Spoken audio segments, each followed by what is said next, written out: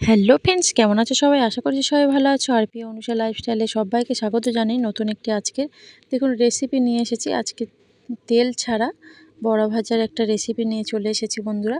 আর দেখুন আমি একটা কড়াইতে 1 বাটির মতো ময়দা নিলাম, আর নিয়ে নিলাম 1 বাটি। যে বাটির মাপে ময়দা নিয়েছি সেই বাটির মাপেও কিন্তু আমি সুজিটা নিয়ে নিলাম 1 বাটি। সমান করে নিয়ে ভালো করে একটু হালকা আমি ভেজে নেব। যেহেতু ময়দাটা গরম কড়াইতে পড়েছে তাই একটু কিন্তু ডেলা ডেলা হয়ে গেছে। দেখুন এইভাবে যদি আমি খুন্তিতে এইভাবে নাড়াচাড়া করার পরে কিন্তু আমার ডেলাগুলো খুব একদম সুন্দর করে কিন্তু ভেঙে যাবে। ময়দা আর সুজিটা ভালো করে ভেজে নিয়েছি। নেওয়ার পরে কি করছি, গরম কড়াইয়ের মধ্যে একই কড়াইয়ের মধ্যে আমি একই বাটির মাপ করে তালের যে পাল্পটা আছে ওই পাল্পটা আমি দিয়ে দিলাম। আর বন্ধুরা এখন কিন্তু তালের সিজনে সবাই কিন্তু তালের পিঠে করে খায়। আর তালের যে পাল্পটা দিয়েছিলাম তার মধ্যে আমি অল্প করে লবণ স্বাদ মতো আর চিনি আমি একই বাটি মাপ করে আমি 1 বাটি চিনি দিয়ে দিলাম। আর এই তালের পিঠে কিন্তু তেলে আমরা ভাজা করে খাই। তেল কিন্তু আমাদের শরীরের পক্ষে অনেকটাই ক্ষতিকর। তাই তেল ছাড়া কিভাবে আজকে আমি এই বড়া ভাজাগুলো ভেজে নেব, আপনারা ভিডিওটা দেখলেই কিন্তু বুঝতে পারবেন। আর তালটা একটু নাড়াচাড়া করে একটু দেখুন কালারটা কিন্তু চেঞ্জ হয়ে গেছে তালের।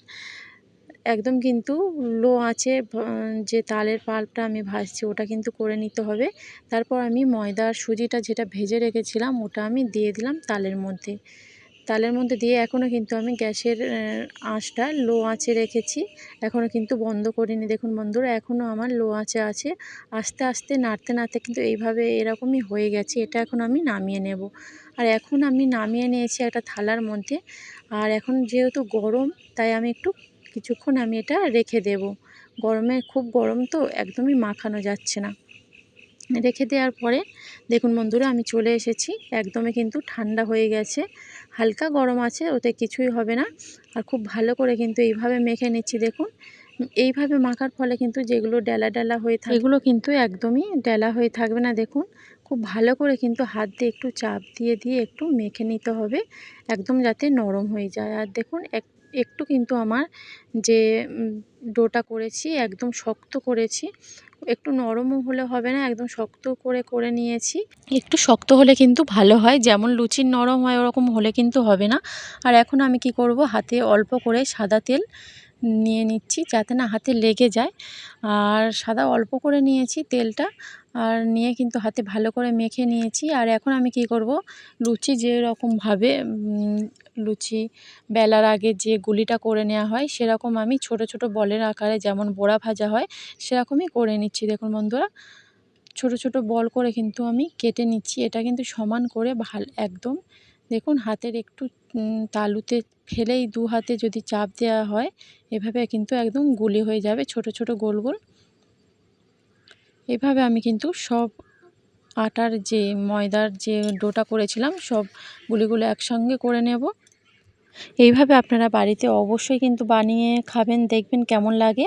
আর ভালো লাগলে কিন্তু একটা কমেন্ট, অনেক অনেক শেয়ার, একটা লাইক করে দেবেন। আর সাবস্ক্রাইব করে কিন্তু পাশে থাকবেন। আর দেখুন এইভাবে যদি আমরা এই বড়া ভাজাটা করে নিই তাহলে কিন্তু আমাদের কোনো রকম তেলও খরচা হবে না।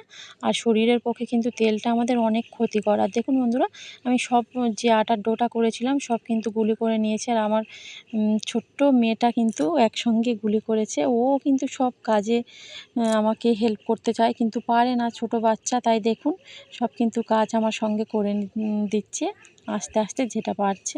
আর আমি একটা ঝাঁঝরি গামলি নিয়েছি, আপনাদের বাড়িতে গামলি না থাকলে থালাও, যদি ঝাঁঝরি এরকম ফুটো থালাও থাকে সেটাও নিয়ে নিতে পারেন। নিয়ে ভালো করে কিন্তু আমি একটু অল্প করে তেল দিয়ে মিশিয়ে নিয়েছি। নিয়ে দেখুন আমার বাচ্চাটাও তুলে তুলে দিচ্ছে। ও কিন্তু সব কাজ করতে পারে না কিন্তু করার জন্য অনেকটাই দক্ষ। এখন কাজ করছে কিন্তু বড় হলে একদমই কাজ করবে না। দেখুন ও কিন্তু আমার হাতে হাতে কাজ করে দিচ্ছে, সব তুলে দিচ্ছে যে বড়াগুলো আছে গামলিটার মধ্যে। আর এইভাবে আপনারা বাড়িতে তৈরি করে খাবেন, দেখবেন দারুণ কিন্তু মজার হবে। আর সবগুলো দেখুন থালা থেকে আমি ঝাঁঝরি গামলিটায় তুলে নিয়েছি। তুলে নেওয়ার পরে কি করব দেখুন বন্ধুরা, আমি গ্যাসেতে দেখুন জল বসিয়ে দিয়েছি। অল্প করেই জল নিয়েছি যাতে না যে ঝাঁঝরি গামলিটা দেব ওর উপরে জলটা যাতে না উঠে থাকে। একদম কিন্তু লো আঁচে করতে হবে এটা, প্রায় 10 থেকে 15 মিনিট লো আঁচে এরকম ভাপে থাকলেই কিন্তু আমাদের রেডি হয়ে যাবে বড়া ভাজাটা। আর দেখুন 15 মিনিট পরে কিন্তু আমি যে থালাটা চাপা দিয়েছিলাম, খুলে দেখলাম হয়ে গেছে। আর আমি এটা এখন তুলে নিচ্ছি একটা প্লেটে। দারুণ কিন্তু হয়েছে বন্ধুরা খেতে। অবশ্যই কিন্তু এই তেল ছাড়া বড়া ভাজাটা বাড়িতে আপনারা ট্রাই করে একদিন দেখবেন, খেয়ে দেখবেন কেমন লাগে, আর কমেন্ট করে জানিয়ে দেবেন কেমন লাগছে।